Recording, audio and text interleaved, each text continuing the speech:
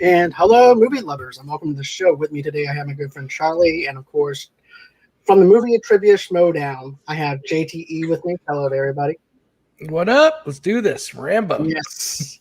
And we are actually, like JTE says, we're doing Rambo 3. This is probably one of my favorite Rambo movies, to be honest with you, from the opening scene. That's basically my childhood right there, from the opening scene, where we see John Rambo taking on this other guy with some sticks, doing some martial arts stuff and everything. That scene to me, it still holds up today. I geek out every single time that scene is on and stuff like that. It gives you a different tone for this Rambo compared to the first two films and everything. This is actually comes out like 3 years later after the events that happened in the second movie. So this is definitely a great film. What did you think about the introduction to it? I think it's awesome. I mean, it's one of the most parodied, I feel like. Whenever I think of Hot Shots Part 2, I always think of that opening scene, which is basically just making fun of all the Rambo movies, but specifically that Rambo 3.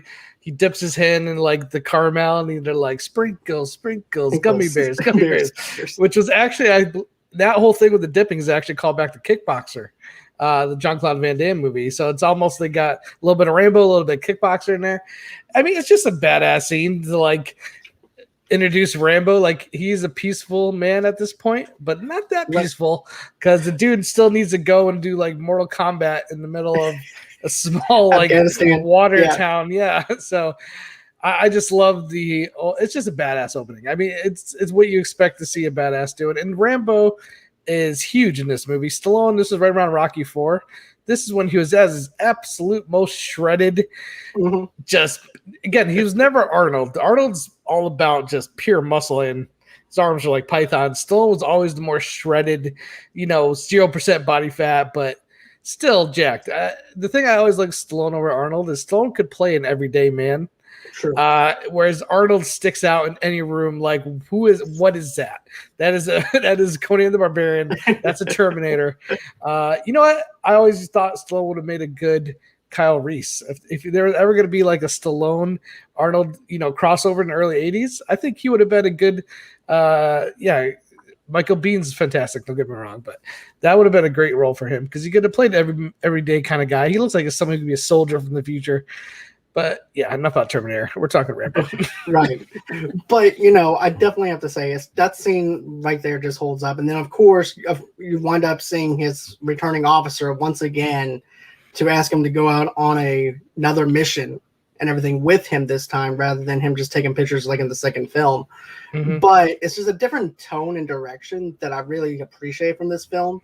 And also, too, I like how he's going into basically – he winds up getting the money from the fight, and then he's also donating that money towards just being more humble in this one. And he's just donating his money to the monks and everything, and and everything else. So I definitely like that. And then you wind up seeing, of course, him working on the house, and then all of a sudden his friend comes out. That's pretty much how life is. Everything's going good, and then there's just that one thing that just happens. It's like, great, what does this person want now? Is basically what John is actually thinking. But he goes on ahead, he tells him what's going on, and then, of course, we wind up getting the whole entire mission where he has to go to Afghanistan to try and help his friend. He winds up declining his friend. But I thought that scene really was a great scene, to be honest, because of the fact that it's like, okay, look, I've already done one tour already, kind of, with you. I'm done. I don't want to do this anymore. And then he gives him the whole entire speech, which I love the speech that his friend gives him. But what did you guys think about that part, though, too? I want to go back to the opening because I didn't get to absolutely. I thought the opening was. I mean, it's kind of funny. It's Rambo. It was like that him, like you see, like it's like it's the FBI guys or the government's kind of fish out of water, and Rambo's is ready for war. And then, I mean, I haven't seen this in 4K until today, but man, the picture quality, like you can tell a difference in this. Like the scene, the more in-depth image of that scar on Stallone's abs, he definitely looks shredded in this movie. Yes. But I got the same feeling too, JT, about like I mentioned in our Rambo 2 review, I kept getting Hot Shots Part 2. I kept referencing that movie. so many times in our Rambo 2 review, because that's what this was. The opening is just like that. And then the funny part is, after Rambo, like, he has him on the ground, he's just staring at him, like, and it's like there's a lot of tension. It's like, dude, are they gonna make out right now? it's just like this the grunting of him, like this the intensity in Rambo's eyes is like, are they about to get on? But it's just, and then him giving the money away, like, and of course Rambo being on a boat, which is kind of fitting because it kind of fits to the next one. He's constantly on a boat all the time in the fourth one, and then just seeing Troutman show up with Clarence Boddicker from like Kurtwood Smith, and then this that look on his face when Rambo tells him no. He was about to write a book called On the Road to In Your Ass, Chapter 1, My Foot. and that was a Fat 70 Show reference. If anybody's watching that was wondering, what is that reference? Oh yeah, he was famous as Red Foreman, but it's just seeing him, like, he didn't look like he didn't look pleased to be there. But when he's like, it's like, and Troutman's like, I saw you back there. He goes, you saw that? Kind of like, he's kind of disappointed. It's like, wait, like, kind of like, you saw that? But yeah, I mean, I thought it was a good opening, and it's this is definitely one of the starts of the Rambos where it's a build up before the action starts, right? Because a lot of the good stuff didn't happen almost till about 40 minutes into the movie. Until Rambo actually started killing people. But I like the fact that it's like a slow pacing film for this type of vibe to it, because it's a different way of storytelling, which is what I like. I like how they go on and give you some tension, and then once that tension is there, and then they want to release it later on, it just goes on full on ham all over the place and everything whenever it comes down to this Rambo movie. And then also too, with the second film, this is also the introduction to this to the Russians, because there was actually Russian weapons on that pirate ship from the second film. So now we're introduced to Russians in the third film and everything, which is a callback to the second film, which is something that I really appreciate with a little bit of foreshadowing. But yeah, with Connell, Sam Tantra, when he visits John and everything, he winds up telling him, hey, look, I want you to come back and everything with me to this mission. People are starving and people are getting blown up. Even kids are getting hurt. Then you also have families and stuff like that are being shredded from this war. He goes, I already fought enough wars. I don't need to fight another war. And basically, he's just telling him to leave him alone. So basically, Trunham winds up going out to Afghanistan by himself. Meanwhile, he's just helping the monastery and everything with the monks and stuff like that. And then we wind up seeing Troutman again, and it's nighttime, and then the Soviets come in, and then they wind up taking him. And you can see the fear in Troutman's eyes, though, because he realizes that his life is pretty much over from that point. It's like, okay, where am I going to go now? Rambo's not with me or anything like that. I'm by myself. How do I get out of this predicament that I'm in now? And everything. So I definitely like that. I know that. What's y'all's thoughts, though? That scene where Troutman gets captured? Yeah. Yeah, it's, listen, you go to see a Rambo movie, something has to get him back into battle. Right. And the first one was he got pushed too far. The second one was more he had to go back and finish what he started. And this one, he's going to go help his friend. Troutman looks like he gets caught immediately. And they also introduced the helicopter, that war helicopter that the Russians use that plays a pretty big part in the movie. That's like the main villain's weapon. And then the scene right after that is where, I love this because he comes and tells him, I'm not here to recruit you. I'm just here to tell you your friend got captured. Like, he had to know Rambo was going to be like, are you sending anybody in? He's like, no. He goes, what about me? And it's like, hell yes. Let's go. So yeah, you're watching a movie, and the Troutman thing happened so quick because we got to get to Rambo to Afghanistan.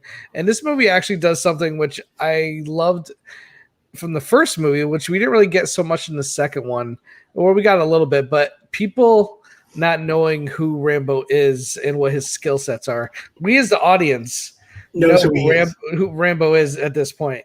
And throughout the beginning of this movie, when he's meets up with his scout, the guy who's going to lead him to the rebel soldiers, he's like, what? He's like, they said one man, and he goes, have you ever even been to war? And he's like, I fired a few shots, and you're just like, this guy doesn't even know. He doesn't even know he's got a freaking god of war in front of him. So I love that play again, because the first movie, what's so entertaining is this guy's a Green Beret, and these little local sheriffs are pushing him around. And again, as an audience, he's going to go nuts. And it's always fun when the audience is in on information that people in the film aren't in on. And I think this movie does a great job of setting that up in the first half of this movie.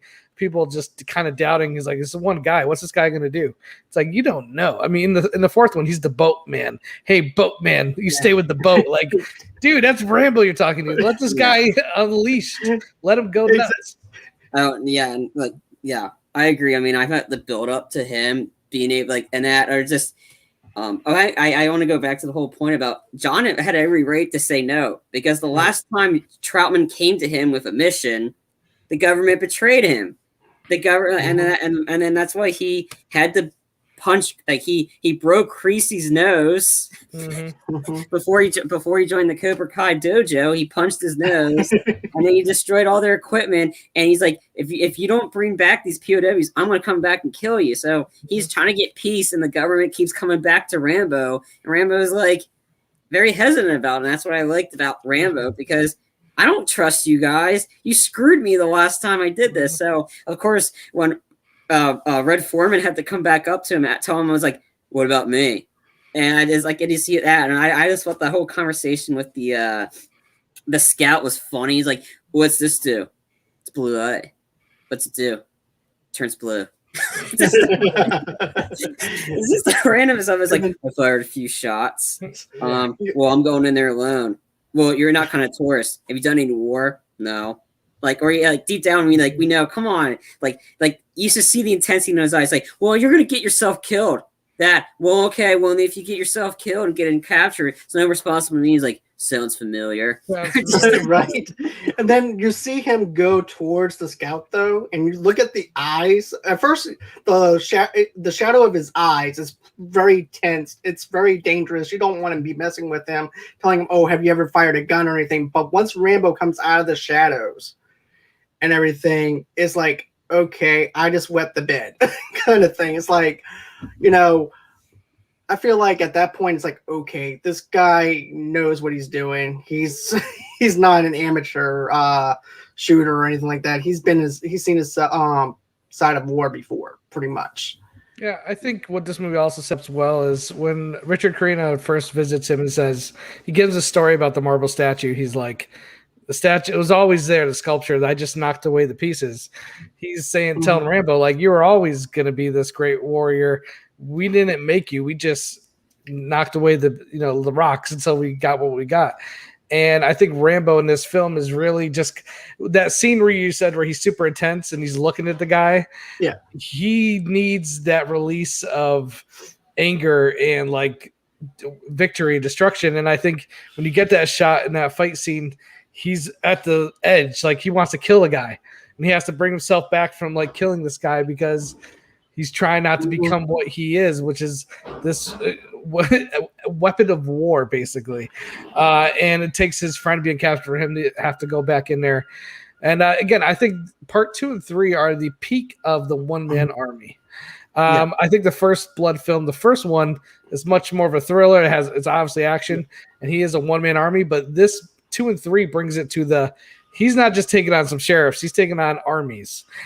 And I think more so than 4 and 5, where the budget on 4 and 5 are definitely nowhere near like the budget you're getting with 3 and 2. These were like the budget this movie has is like what today Marvel movies have. Like this was a huge summer blockbuster when it came out. They spared no expense, and I feel like when you watch this movie, it is on screen. It doesn't feel cheap. It feels it's all practical effects, which I think makes it timeless in a lot of ways. But I think that's one reason why when I think of like peak Rambo one-man army, I go with the Rambo 2 and Rambo 3 because I think the next two are much smaller budget films, even though they're still badass. I mean, the Burma thing with the 50 cal, that's a classic Rambo moment. But for me, this movie is like, we're not sparing any expense. And it's Rambo versus the Russians, and it's gonna be awesome. Yeah, this one was actually at the time was $63 million is how much Rambo 3 cost, and that was the most expensive one. Yeah, and it did 189 at the box office for that one. Rambo, the fourth one, my personal favorite, would cost about 50 million, made about 113.2. Yeah, and you got to adjust for inflation too. So that 69 million today would be like 180 million. Yeah. But yeah, I mean, like I said, this like the one man army, but it's just like it's like I mean, I think Rambo killed more people in the second one than he did this one, to be honest. Well, it's hard because Rambo 2, he got held of that helicopter and he just did a straight 360 where he unloaded every missile, and so like that he took out like a whole village with that one. This one, it's not just him. At some point in this movie, there's other army with him. Yeah. But there's a lot of creative kills in like the way. The thing I love about you watch a movie like Commando with Arnold Schwarzenegger, it feels like a cartoon. He's walking through like a garden. Guys are just popping out, falling. He's not taking any cover. He's just like, oh. Rambo at least uses some stealth. Like the whole, we'll talk about it with the magics, the what do they call it? The neon sticks? Yeah, the way he uses that in the cave or whatever. Yeah, the way he uses it in the cave to like draw attention away from him. Like that's one thing Rambo always included in the movies I really liked was strategy. Like he's actually using stealth and guerrilla warfare. He's not just running through a plateau with a machine gun yelling. He does a little bit of that in 2, especially, and in this one, but in a more realistic way in my eyes. Right, exactly. And we're going to get into the whole entire plan, though, too, because he actually uses a lot of the stealth that you mentioned whenever he tries to break Tantrum out and everything, too. So we'll get to that, though, too. But yeah, then we wind up seeing the Majin in the village led by Chefman Masoud. He hesitated to help Rambo free Tantrum. And, of course, these guys actually seen war and everything too, and I like whenever the guy's son is like, "Hey, what's this? What's that?" So annoying. Right? He goes on ahead. He goes, "That's a knife. Can I see it?" He goes, "Yeah." He starts doing it like a nunchucks and everything, taking the knife and everything, and then he goes, "Can I have it?" "No." "Well, what's that?" "That's for luck." "Can I have luck?" "No, I need luck."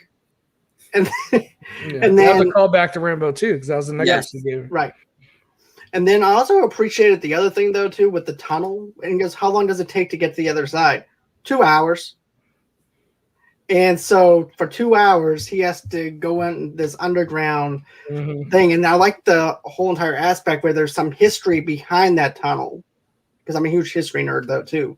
But I like the whole entire thing and about this king who ended up leading the charge underneath this tunnel to surprise his enemies. So I definitely love the mystery element with that whole entire thing, where you actually have a little bit of history with this country that he's in and everything. And also, too, we actually see the first look at what war really looks like in the eyes of Rambo and everything, too, because we see the people getting hurt. We see limbs being lost. We see the armory that they have and stuff like that. It's not up to par to what we have. So he has to see a whole different outlook and everything compared to what we have and everything. When people get injured and stuff like that, we actually have ways of taking care of our people and everything versus how their army is being able to take care of their people. So you get to see a lot of stuff on the home front with that end. And I thought it was very realistic on the way they actually brought it together. And then also, too, it gives you a little bit of more of their heritage and their games that they play as well.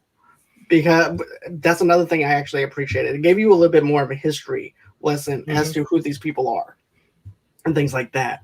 But yeah, they're reluctant. They're hesitant about even rescuing Tottenham at this point because of the fact of what they've been through. They've been raping their wives, taking their children to create their own army and stuff like that too. So it's like, look, we don't trust you. We've been fighting this war for centuries. What makes you think that you're any different? And then Rambo was about to like, you know what? Never mind. I'm just going to go on ahead and do this myself. And then that's when one of the guys, hey, wait. There's a reason behind this. And that's the reasons that I explained. But I also like how he said, you know what we need to do? We need to go through the landfill because that's going to be that's the only place that they'll least suspect anybody coming in through And I definitely like that sense of realism of the fact that you have a way of actually going into this camp and trying to rescue him and everything. So I definitely like that aspect to it. Yeah, him laying down, like crawling with the knife, hitting the ground before it must have took forever.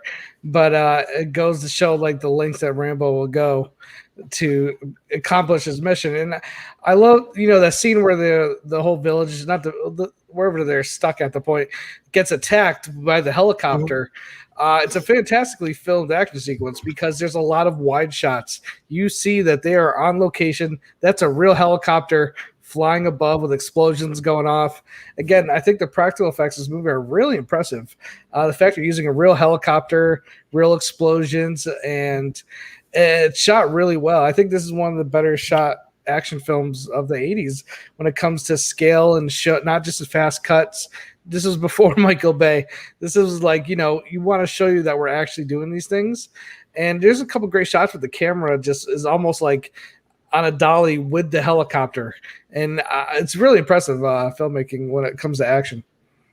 I really thought that the helicopter scenes was really realistic, to be honest with you, for its time and very real. So I thought that those things were really great. But I know Charlie was about to say something.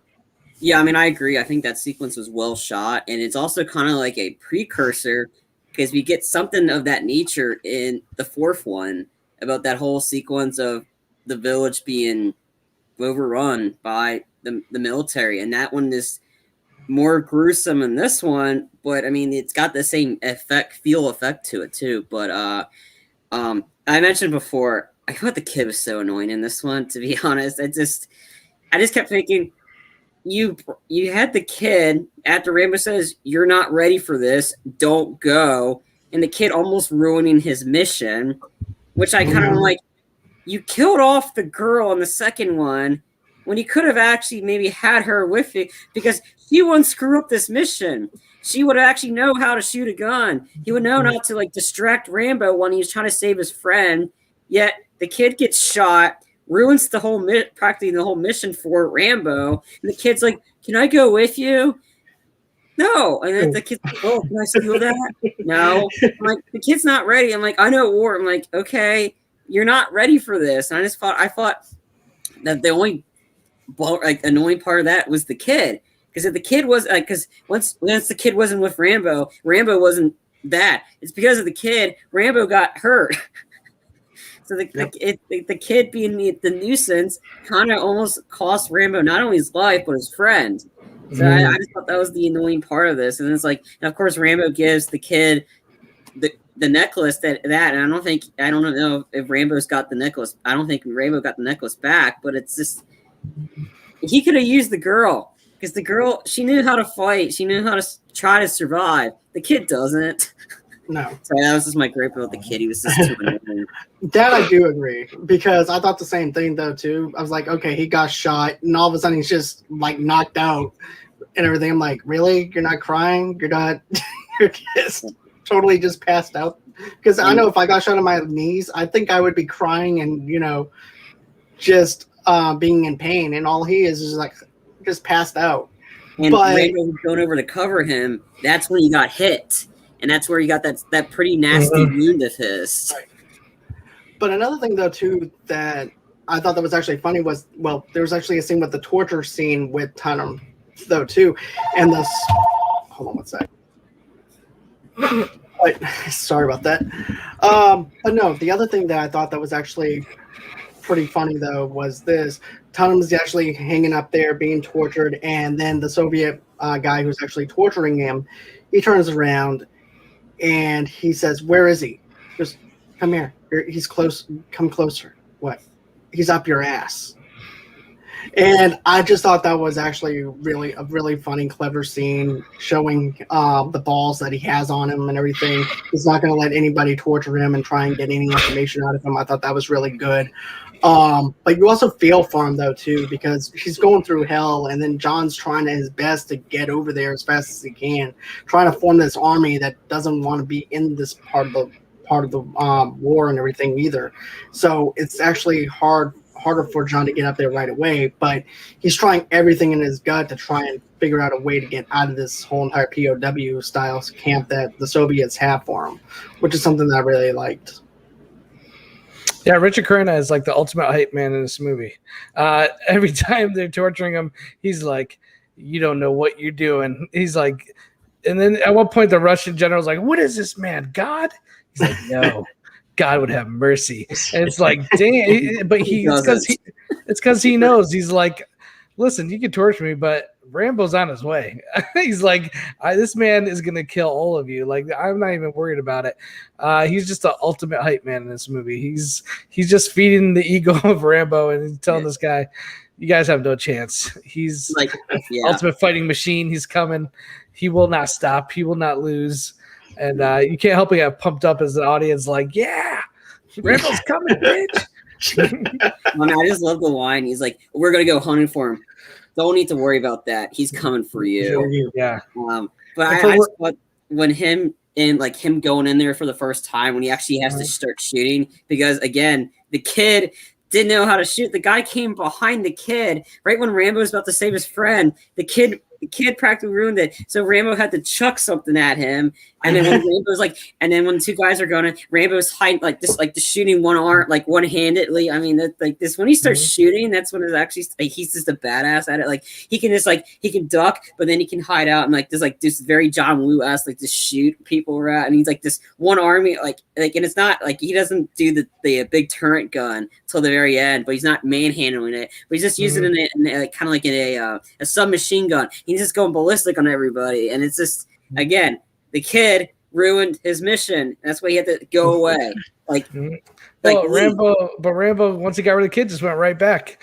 It's not like he went to go restock or get more help. He's like, all right, first we're gonna put some gunpowder in here, blow this wound out, that was awesome. Which is awesome. And he's like, I'm gonna go back and climb a damn mountain. Like, the first time he enters, I love the fact that he plants all these bombs. Like there's just like this strategy that he has going in. He has a plan every time.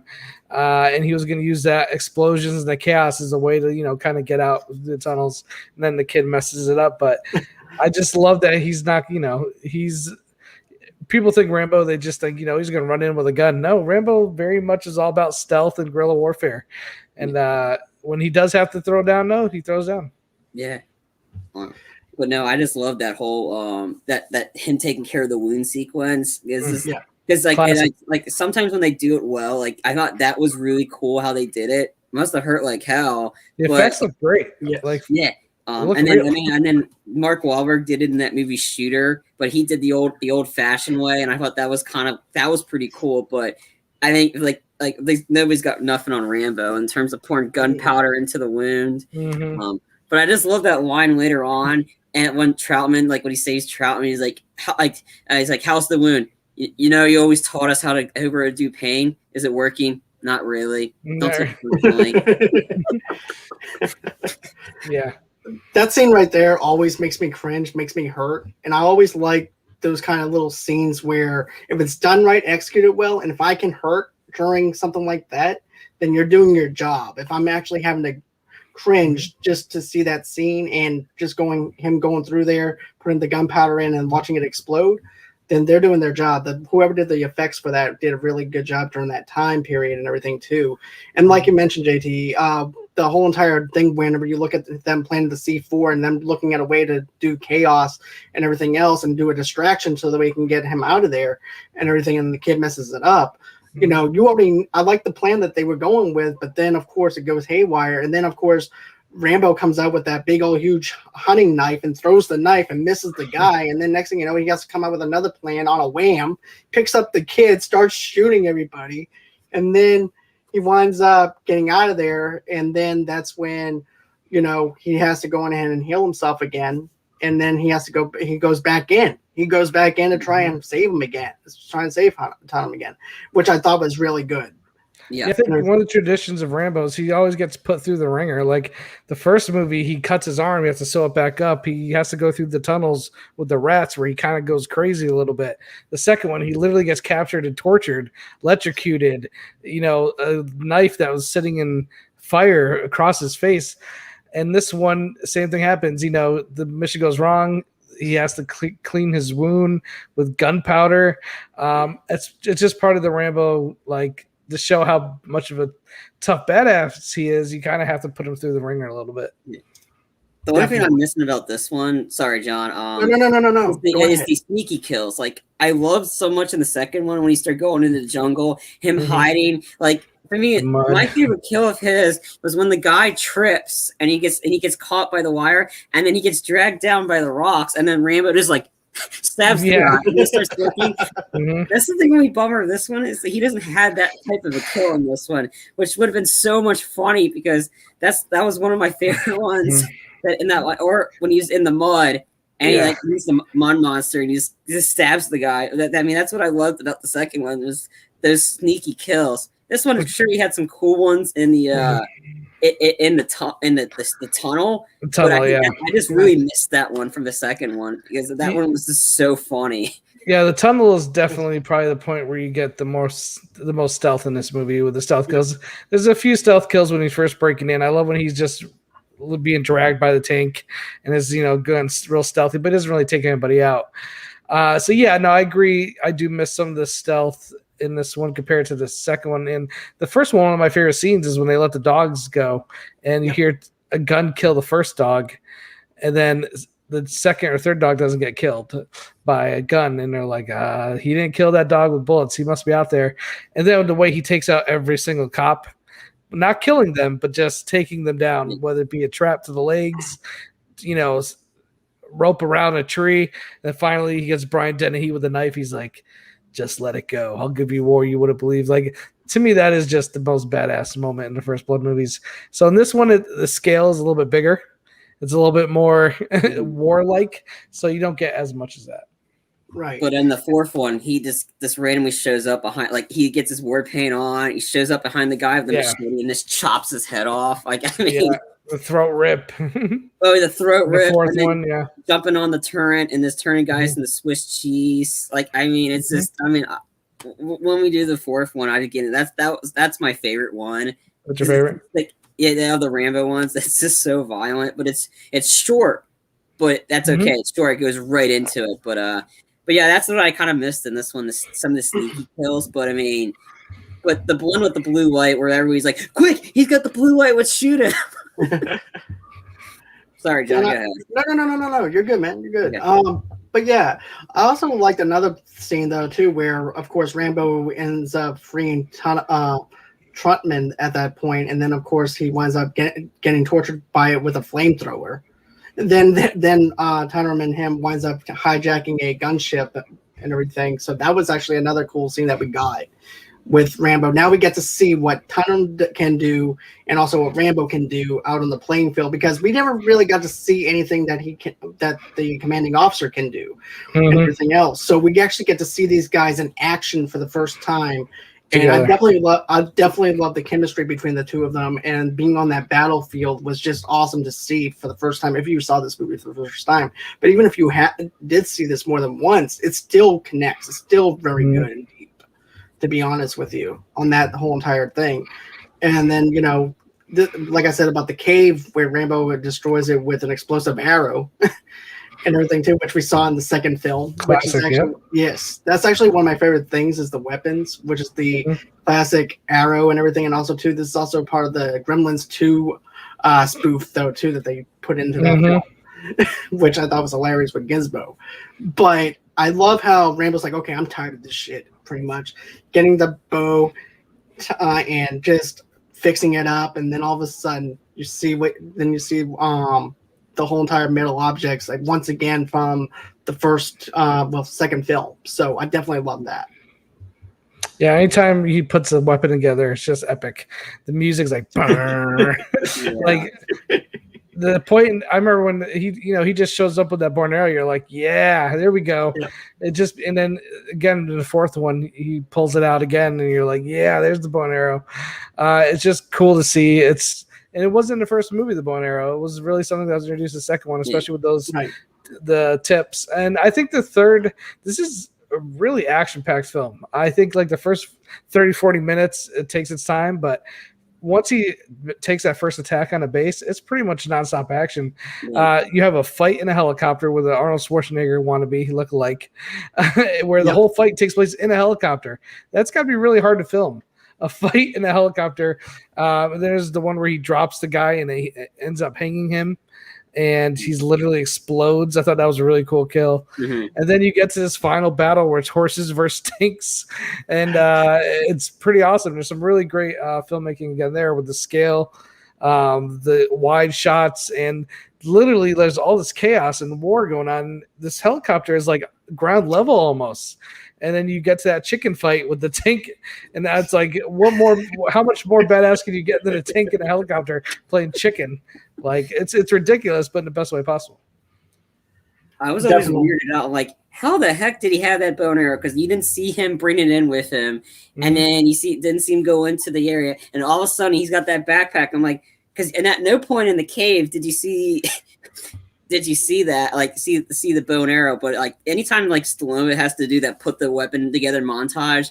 I mean, John hasn't seen Cobra yet, but there's an awesome sequence in Cobra when he's putting together his submachine gun. It's so badass. But the one thing I was like was wondering is like, what the heck did that one guy, like the one guy that was the owner of the shop, and like he was the one that was like, before he's like, who are you, Matt? And then before he gets the other guy.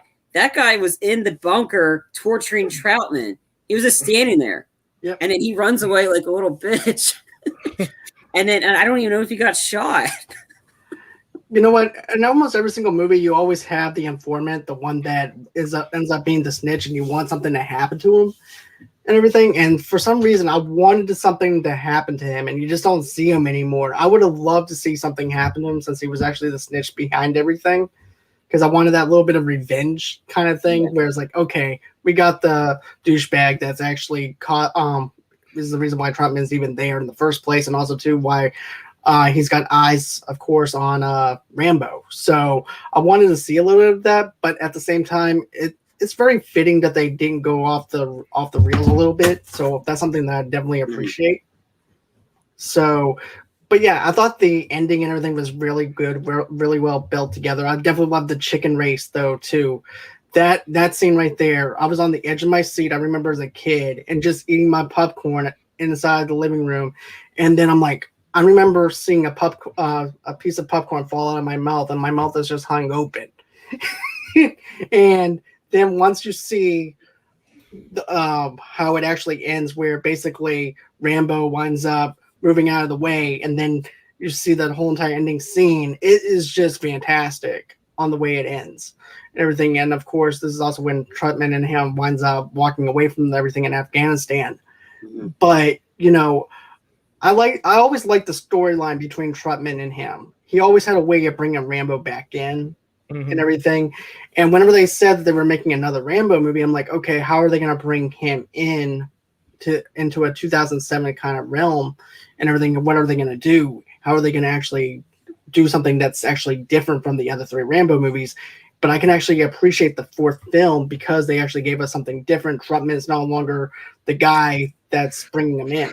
And I believe he passed away by the time they made for it too. Yeah, so, right. I'm curious if he would have showed up if he was still alive. I bet he would have. Yeah. But he did it in a kind of flashback-y, which was kind of made sense. Right. It was the dreams that Rambo was having. But yeah, I just felt the banner between the two of them, like just the one-liners he keeps dropping. And I was like, it's like, remember, like, don't take it personally. He's like, is it working? No, don't take it personally. Or sorry, I got you into this, John. No, you're not. No, you're not. Right before he's about to go kill some more people, and he's like, how you feeling, John? Well done. After he survived the experience, he rolled past the explosion. How you feeling? Well done. And the only person he acts like that with is Troutman. Yeah, he's literally his only friend, the only person he trusts. So I think that's the only time we see him act like that is with Troutman, because everybody else he just puts up a shield. Yeah, he puts a barrier. And then that one-liner he was before, like the Russians, like, hey, like, put your guns down. We're not gonna hurt you. I'm like, Troutman's like, yeah, I seriously doubt that. And then Rambo's like, fuck him. And he goes berserk on everybody in there. That was a pretty cool sequence, but that helicopter versus tank sequence, that was cool to see. And it's just funny because now it's like it was. I think I watched this. I think the show was on Outdoor Network called I think it was Hollywood Weapons, and I think they did either they did that stunt on that one or they did it in MythBusters. That what would you be able to survive? I don't think you would, but it's just cool to see these types of them putting this to the test. I forgot which one it was, but I remember they did that. But that sequence was cool because, but right beforehand, Rambo killed the guy. Like the guy got like ripped to shreds. He got shot like 5 times by a tank, and then he blew up. Yeah, double overkill. Yeah. But is there any other final thoughts as far as this review goes, or anything like that on Rambo or anything like that? I think a lot of times when I meet other fans of the Rambo series, a lot of them say this is one of their least favorites. And I don't feel – I think it is just taken out of the fact that it's a Rambo movie. I think it's really well shot. I think the cinematography it's probably the best shot Rambo film as far as production value. I'll even put it over part 2 when it comes to just production value and filmmaking. I think 2 is great, but – the level of production on this film, I think, is unmatched for any other Rambo film. I think this movie had all the money. All the money is on the screen, and it's really impressive. This is, I think, the most epic of all the Rambo movies. So I enjoy it for that quality alone. Like, the first one is still the best film, in my opinion, out of all the films. It's just best script, best premise. You go in, and it's just like, from beginning to end, it's like 90-something minutes. It's close to perfect.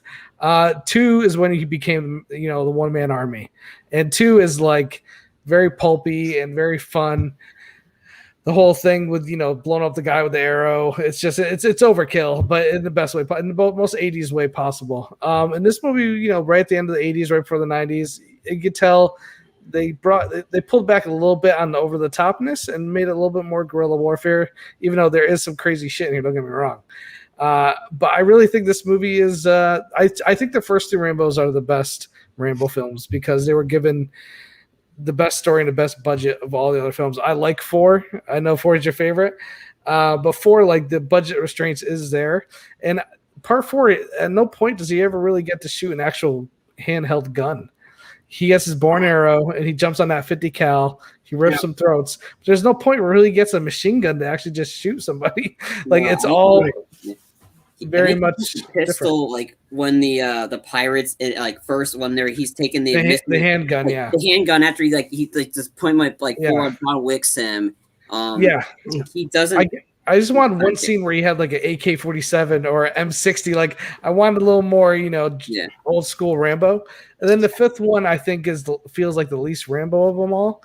It really does. It really does, right? Because he's in a different place. He's an old guy. For me, the 5, I like the actual attack on his house when he gets the booby trap and everything. I wish that sequence was longer and more outrageous. Me too. I think it happened a little bit too quickly. So for me, I think the first 2 Rambos, when I think of Rambo, I think of those first 3 first and foremost. Same here. The 3rd one's awesome. Yeah, the 3rd one is definitely underrated. It's underappreciated for what it is. I feel like they spent their budget to where they need to spend their budget in with the wide shots, the zoom in shots, and then of course the storyline itself. You gave Stallone a lot more to do in this one with the war, and everything else. And also too, it's also the most diverse Rambo movie there too for the 1980s as well. For sure. And I love diversity in film. And that's something else I do appreciate about the film. It was definitely money well spent. When you look at the 5th one, this is what I said in my podcast when I was first starting out about 2 or 3 years ago.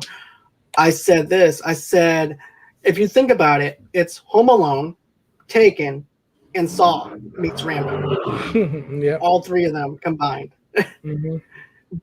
But it was also fun, but I wish that they would have expanded a lot more into that tunnel and gave us a lot more of that.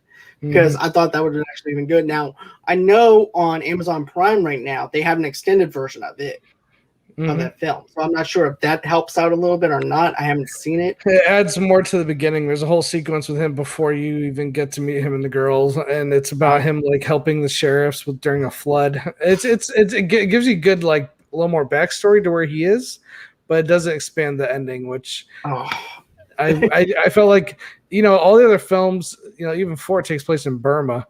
I kind of wish like maybe instead of going back to his house that he went deeper. I wish he went to war with the cartels. He went against one guy in cartel, and they came to him and they attacked his house. I wish it was more like how he went to Afghanistan and took out like.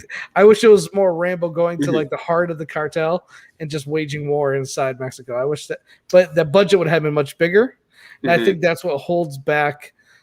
I think the last two Rambos is like they were made on a modest budget, whereas 3 and 2 were given all the money in the world, and you could see that on screen. Yeah, I mean, I like this one a lot. I mean, this is definitely not my least favorite. I think I wasn't much of a fan of the first one, to be honest. So, I mean, it's that's unbelievable. I think I didn't watch that one first. I watched the other ones before I watched First Blood or whatever. I think I just for me it just didn't seem Rambo. That's why it was just called First Blood. I don't know. I just think for me, Rambo is just him going out and just being a badass, to be honest. I mean, yeah, he had moments in the first one.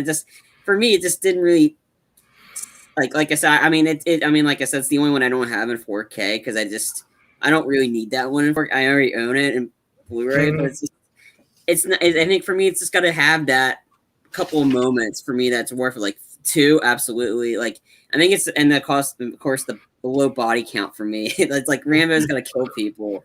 I don't know. I like this one a lot. 4, okay, like I mentioned, it's my favorite, and I think there's like I'll get into more when I do the review for 4. I liked 5 for what it was because it was cool because I got to go with a couple of my friends, and it came out on my birthday. It was fun. It was fun to go see. It did what it needed to, like seeing him chop the guy's head off, like seeing him go off on Cougar. And any loser fans out there, the guy that he chopped his head off is Cougar from the Losers. So anyway, I thought that was 5 did what it needed to do. Was it the best one? No, absolutely not. 4 for me is, but this one did what I like. The action sequence, I love the one-liners. It was like, I mean, the picture quality is fantastic in 4K. I definitely could tell a difference. But no, this is a really good one as well. So if you haven't seen any Rambos, this is definitely one to check out as well. Most definitely. And so here's another thing, guys. We're actually giving away digital copies of all 5 Rambo movies. So here's the thing. What we need you guys to do is comment in the comment section below or in the live chat right now and tell us why you're the biggest Rambo fan. And then we'll select one at random and everything. And then you just email us at movieloversunite@gmail.com and I'll give you the digital code whenever I tell you if you want or not and everything. But this is for all 5 Rambo movies. Go ahead, comment away. Here's the thing. If we're going to be doing 2 more of these, I want to give away a digital code. So if you guys want it, go on ahead, comment below. And I'll be checking out the comment section even after the show. So make sure you guys go on ahead, do that, and email us at movielovesunite@gmail.com. So I just want to say thank you, JTE, for joining us tonight and everything. I do appreciate you taking the time out and everything. I know you're busy with Schmoedown and stuff like that. And I'm just wondering, where can people reach you at if they want to follow you on social media? Just Twitter at JTE Movie Thinks. Everything I do will be right there. Okay. And of course, guys, if you guys want to go on ahead and donate to the page, how do you guys do that? You just go on ahead, reach out to us at basically what you go on ahead and do. You just go to GoFundMe.com/Movie Lovers Podcast. Donate $5 to $10 over there just to keep the lights on here at Movie Lovers Tonight. If you guys can't do that, that's okay. That's okay too. Just go on ahead. A simple share goes a long way over here. Of course, for all your entertainment needs and wants, just go to MovieLoversUnite.com. If you want an audio only podcast of this episode and many more things that we do here at Movie Lovers Unite, go on ahead and get that wherever you guys get your podcast from. And then also too on stereo, you can follow me at Movie Lovers Unit over there, on Twitter at Movie Lovers Unit. And then of course, like I said before, email us at movieloversunite@gmail.com if you're a sponsor, if you're interested in winning this digital code for all 5 Rambo movies. Go on ahead, comment in the comments section and everything, and tell us that you winded up commenting in the comment section. I'll take a look at it and we'll go from there. So that's everywhere that you can reach us at. It's been real. It's been fun. Can't wait to do this again. And bye-bye.